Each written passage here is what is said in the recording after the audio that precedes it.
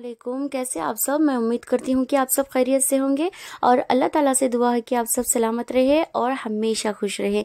तो सबसे पहले आप सभी को रमज़ान अल मुबारक का पहला रोज़ा बहुत बहुत मुबारक हो। सभी मेरे प्यारे प्यारे सब्सक्राइबर्स को और मेरे सब्सक्राइब नहीं किए हैं उन्हीं को भी बहुत बहुत मुबारक हो। तो आज की इस वीडियो में मैं आपके काफ़ी सारे डाउट्स को क्लियर करना चाह रही हूँ।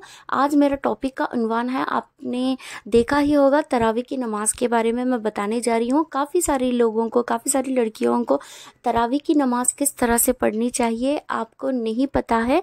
तो इसके लिए इस वीडियो के ज़रिए मैं आप तक तरावी की नमाज कैसे पढ़नी चाहिए आपके सारे डाउट्स मैं क्लियर करने जा रही हूँ। अगर आप किसी को भी ये सारा वीडियो कंप्लीट देखने के बाद किसी को कुछ डाउट है तो आप कमेंट सेक्शन में बता दीजिएगा, इंशाल्लाह मैं सॉल्व करने की पूरी कोशिश करूँगी। ठीक है, तो सबसे पहले तरावी की नमाज जो है हर बालिग मर्द और औरत पर सुन्नत मुअक्किदा है। ये बात मतलब आपको डाउट आ सकता है कि ये सुन्नत मुअक्किदा क्या है। ये सुन्नत मुअक्किदा ये है, इसको ना पढ़ना बहुत ज़रूरी है। पढ़ेंगे तो सवाब मिलेगा, नहीं पढ़ेंगे तो गुनाह भी मिलता है। जैसे कि सुबह की जो नमाज है, सुबह की जो फज्र की नमाज हम अदा करते हैं, 2 रकात सुन्नत और 2 रकात फ़र्ज। ठीक है, अगर जो 2 रकात सुन्नत आप नहीं पढ़ेंगे तो सवाब मिलेगा नहीं, पढ़ेंगे तो गुनाह भी मिलता है। ठीक है, तो सेम एज इट इज़ इसी तरह आप जोहर की नमाज ले लीजिएगा। 4 रकात सुन्नत है, 4 रकात फ़र्ज, 2 रकात सुन्नत, 2 रकात नफिल। अगर आप पहले के 4 रकात सुन्नत और 2 रकात सुन्नत को छोड़ देंगे तो इसको ना मतलब पढ़ेंगे तो सवाब मिलेगा, नहीं पढ़ेंगे तो गुनाह भी मिलता है। सेम इसी तरह हमें ना तरावी की नमाज भी सेम इसी को कहते हैं सुन्नत मुअक्किदा। अगर पढ़ेंगे तो सवाब मिलेगा, नहीं पढ़ेंगे तो गुनाह भी मिलता है। तो इसके लिए मेरी प्यारी प्यारी बहनें, आप घर बैठे तरावी की नमाज ज़रूर पढ़ें। मैं आप आगे चल के बताऊंगी कि किस तरह से आपको पढ़नी है। ठीक है, तो सबसे पहले 10 सलाम के साथ 20 रकातें पढ़नी हैं आपको और हर 4 रकात के बाद थोड़ा वक्फा करना है और उसमें तरावी की जो दुआ पढ़नी है बाकायदा सूरतों के साथ पढ़ें। छोटी छोटी सूरतें, तरकीब कुछ नहीं है। अल्हम्द के बाद आप सूरह इखलास भी पढ़ ले तो तमाम मतलब जो तरावी की नमाज है मुकम्मल हो जाएगी आपकी। ठीक है, तो सबसे पहले आपको क्या करना है, नमाज की नियत करनी है। जैसे कि सबसे पहले आपको ईशान की नमाज के लिए खड़ी होना है और सबसे पहले ईशान की नमाज 4 रकात सुन्नत पढ़नी है, 4 रकात फ़र्ज पढ़नी है, 2 रकात सुन्नत पढ़नी है, 2 रकात नफिल पढ़नी है। उसके बाद वितर नमाज को छोड़ देना है, इसको पढ़ना है। ये तरावी की नमाज 20 रकात कंप्लीट होने के बाद आपको पढ़नी है वितर की नमाज। ठीक है, उससे पहले वितर की नमाज बिल्कुल भी नहीं पढ़ना चाहिए। ठीक है, जब हमारी मुकम्मल तरीके से 4 रकात ईशान के 4 रकात सुन्नत, 4 रकात फ़र्ज, 2 रकात सुन्नत, 2 रकात नफिल कंप्लीट होने के बाद, ठीक है, कंप्लीट होने के बाद आपको क्या करना है, तरावी की नमाज को शुरू करनी है। आप 20 रकात की नियत एक साथ भी कर सकते हैं या फिर 2-2 रकात की नियत कुछ इस तरह से करनी है।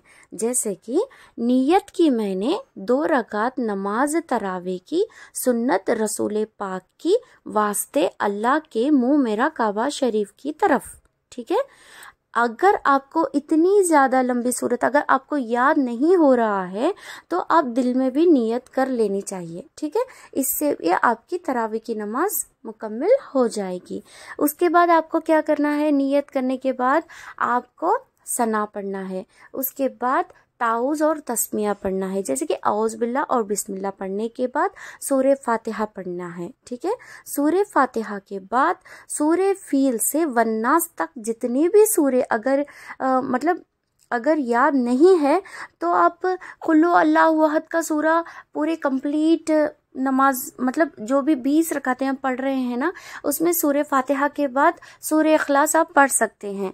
और अगर आपको 20 सूरतें याद नहीं है, एटलीस्ट 10 छोटी सूरतें भी याद हो ना, तो वो भी आप लगा सकते हैं। अगर आपको 10 छोटी सूरतें भी याद नहीं है तो आप ना सूरह अलहम के बाद सूरह इखलास हर रकात में पढ़ सकते हैं। ठीक है, आपकी तरावी की नमाज मुकम्मल हो जाएगी।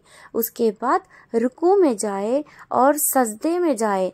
एक बात आप ध्यान रखिए सभी मेरी प्यारी बहनें, सजदे में जब आप जाते हैं ना, मर्द की तरह नहीं करनी चाहिए सजदे।